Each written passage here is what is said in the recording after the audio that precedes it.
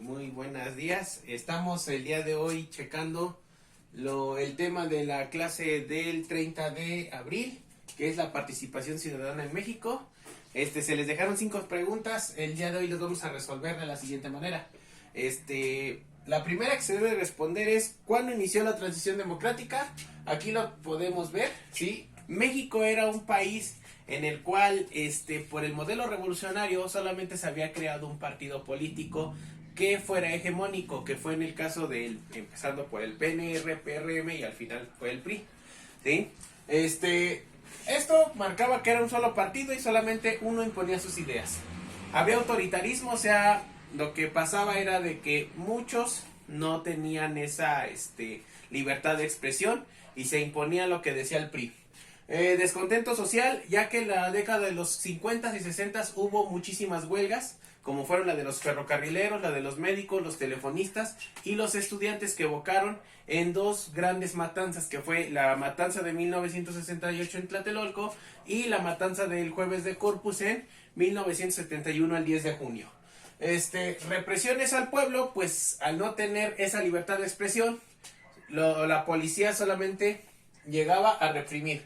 Y el colmo para esta participación ciudadana va a ser el gobierno de José López Portillo. ¿Por qué? Porque fue el único candidato cuando él fue para la presidencia de la República que tuvo señor el cinismo de decir con que su mamá hubiera votado por él, pues él iba a ser presidente.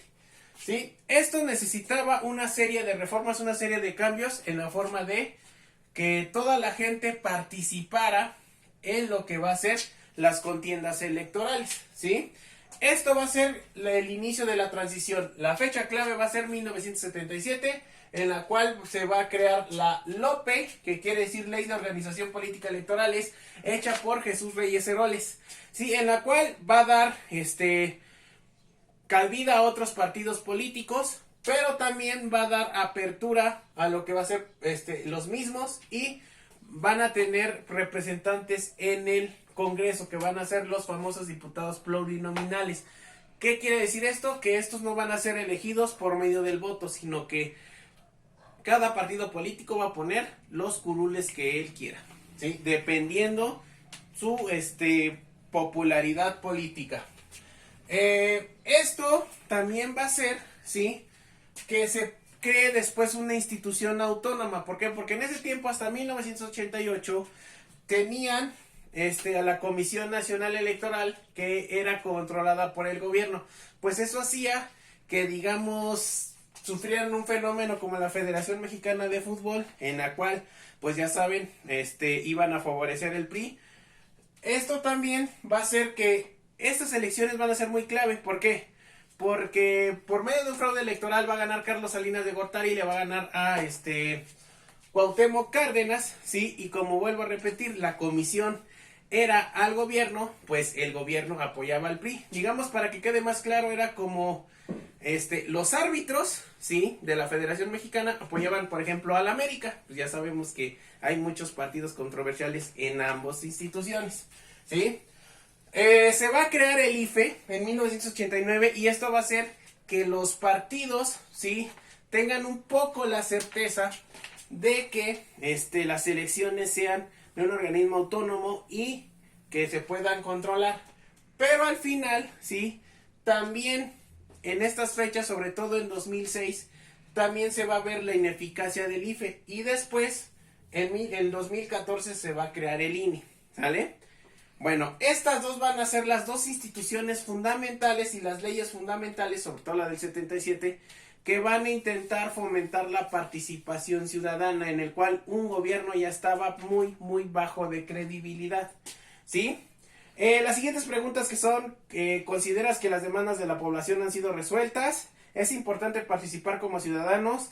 Y ¿cómo podemos organizarnos para resolver los problemas que nos aquejan? Estas 3 preguntas van a ser de libre albedrío, o sea, ustedes van a tener que responder conforme ustedes vean, ¿sí? Actualmente los retos de la participación ciudadana, y nos vamos a meter un poco en la materia de formación cívica y ética, es lo siguiente. 1.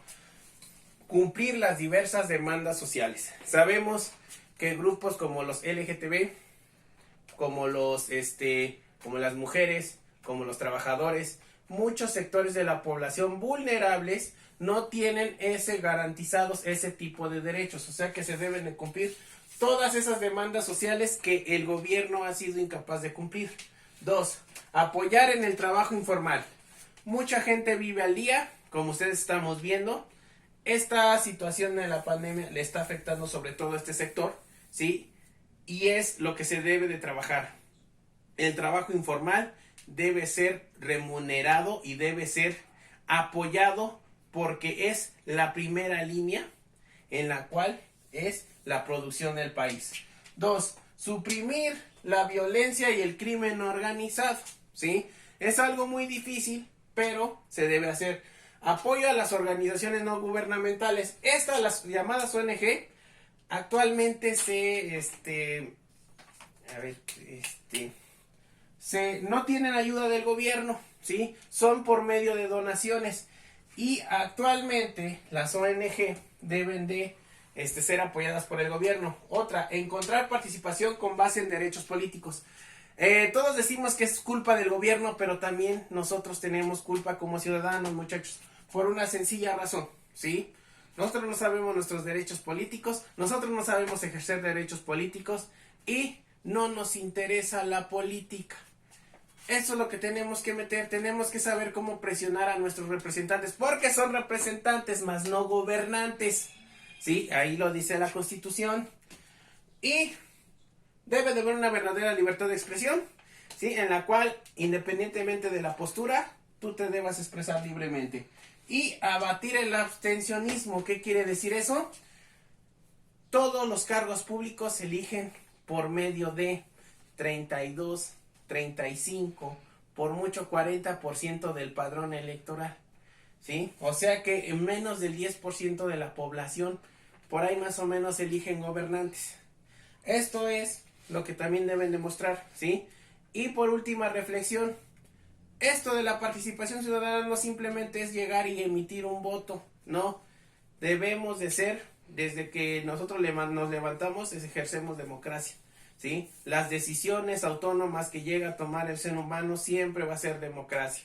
Y pues como pueden ver, nos faltan muchísimos retos por cumplir, sobre todo en esto, ¿sale?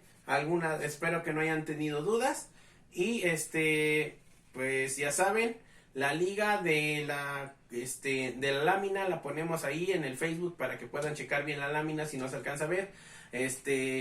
Vamos a seguir subiendo más videos de aquí a que acaba todo esto de la contingencia y bueno, muchas gracias y eso fue todo.